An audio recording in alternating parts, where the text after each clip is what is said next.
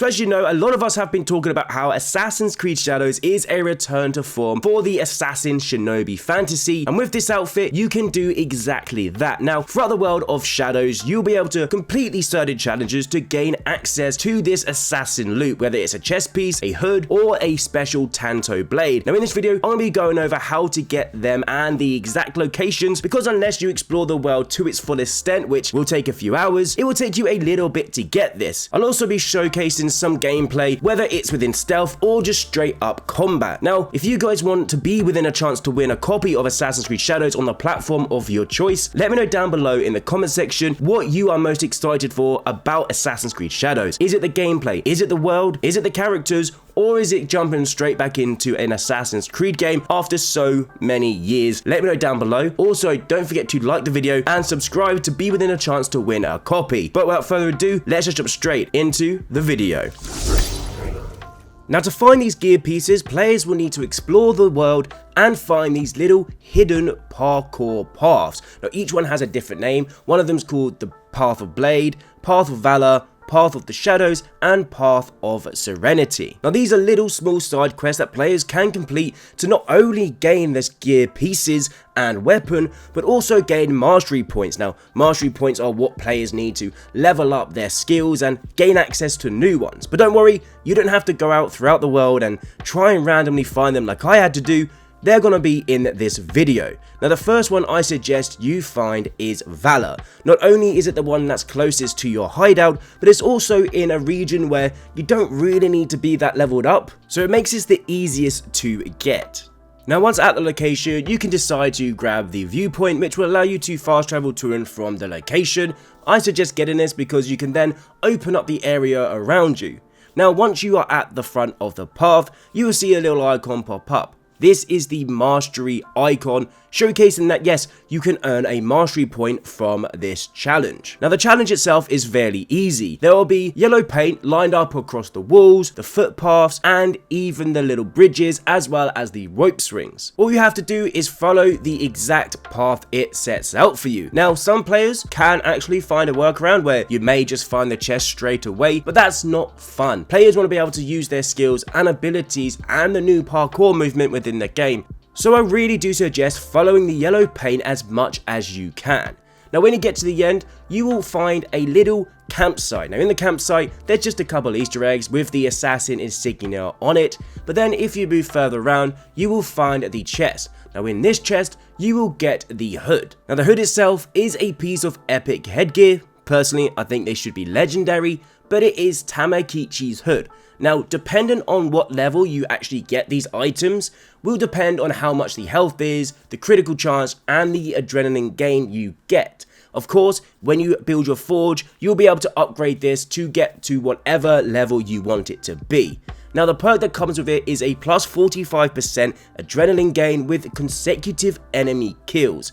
This is good because as you get your adrenaline, allows you to use your skills, and with the Tanto Blade, there's one where you basically become Neo from the Matrix, which is an insanely powerful ability. Of course, once you get more perks, you can then upgrade them and engrave them onto this headgear. A very cool piece and something that I love to use. The next location I suggest you go to would be for the Path of the Blade. Now yes, it is a little bit further away from the other ones and your settlement, however it is in the Omi region, which can be accessed at a lower level.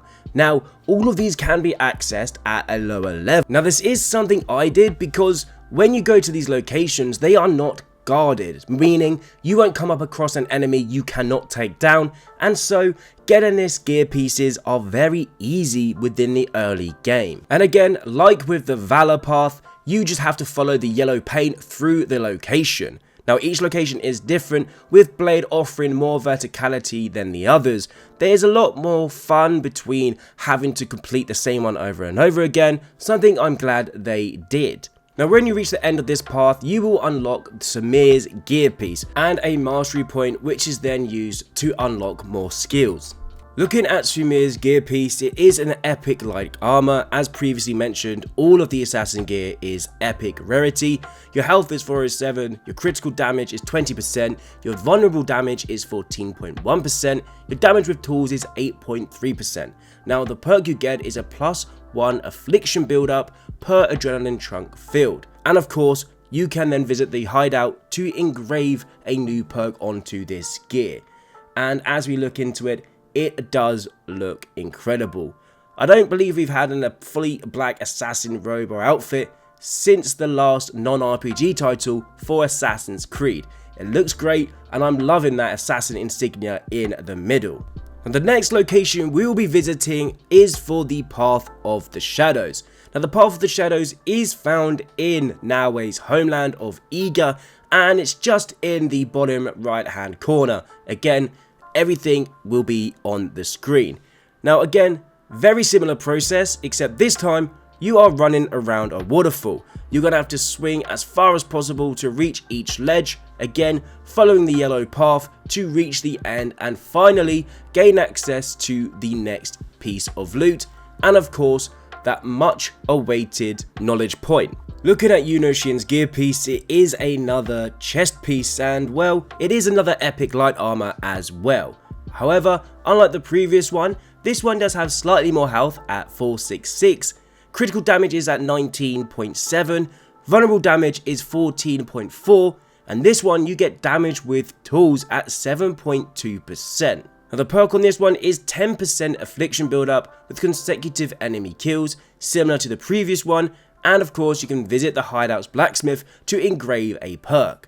Now what you'll see throughout this is that the two gear pieces, the hood and the chest piece, are very identical. Well, they're the exact same.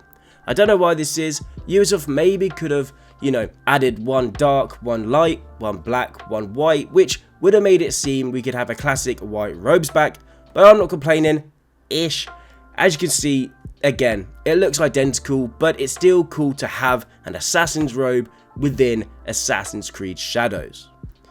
And last but not least, we have the Path of Serenity. Now this is located in the south of Yamato, a level 29 area, but once again, there are no guards present, so no matter what level you are, you can go and get this piece of gear. Now what I like about this path is that it's very enclosed. It reminds me of when you're escaping from that underground town or city from Assassin's Creed Revelations. But again, once you reach the end of the path, you will unlock this new weapon, which is the Tanto Blade.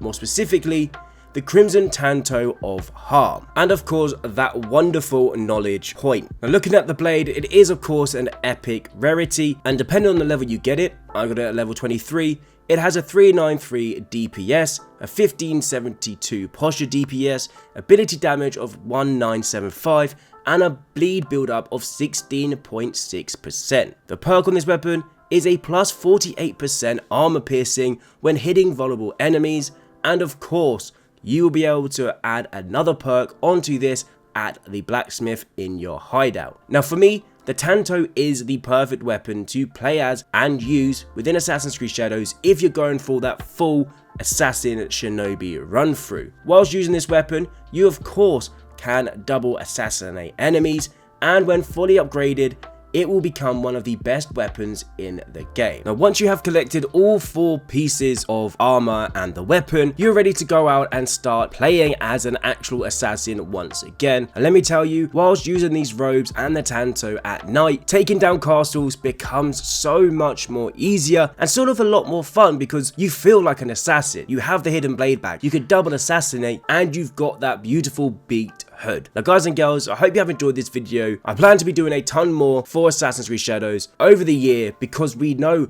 about a ton more content coming out. And just as a reminder, for my giveaway for a copy of Assassin's Creed Shadows on the platform of your choice, make sure you are subscribed to be entered into the giveaway and also to stay up to date with the latest Assassin's Creed Shadows news. Also, a like on the video would be greatly appreciated, and also comment down below what you think about these robes. Do you like them? Would you like different color variants? And would you like them to add more options throughout the later game? Let me know down below. I hope you all have an amazing day, and I'll see you in the next video.